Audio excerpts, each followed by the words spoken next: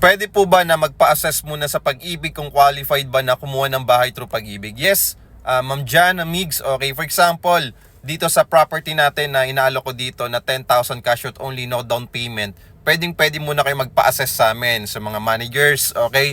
And then ifo-forward ko po yan sa Pag-ibig team, and then pwede po natin malaman kung pasok po tayo dito sa promo namin na 10,000 cash out only. Okay? Kung hindi ka naman pasok sa Pag-ibig, pwede ka rin naman magpa-assess, magpa-pre-approval through bank financing, 25,000 cash out only. No spot down payment, 2-bedroom unit, lifetime ownership, 30 days pwede mo nang malipatan yung property mo. Okay? So pwede po tayo magpa-assess po kay Pag-ibig o kaya kay bangko. Kasi po mas maganda po na ma-make sure natin kung mataas ba yung chance natin ng approval natin kay Pag-ibig o kay bangko. Kasi doon sa pre-approval pa lang, sa pre-approval stage pa lang, malalaman natin kung anong kailangan na requirements pa, okay, ano pa yung hihingin sa atin, okay? And then pag okay na yung pre-approval, that's the time na pwede na po tayo mag-reserve ng property. It's either bahay or condominium, depende po yan sa inyo kung ano po yung pag-i-investan nyo ng pera po ninyo.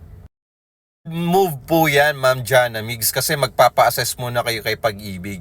Much better talaga na malaman muna natin, okay, kung saan ba tayo qualified. Kasi baka mamaya, yung bibili mong property, hindi mo pala kaya at hindi ka pasok, di ba? So, may mga additional requirements kang kailangan i-provide. Kung bitin yung income mo, kailangan mo ng co-borrower or So, kung nakatulong po sa inyo itong sagot na to, ma'am, just follow me and message me at huwag niyo pong kalimutan mag-heart. Thank you!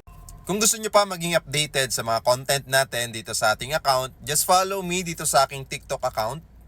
At wag mo na rin akong kalimutan na i-follow sa aking official Facebook account. Just follow me and message me dito sa aking TikTok account kung meron kang katanungan. Pwede mo rin akong i-message sa aking official Facebook account kung meron kang tanong.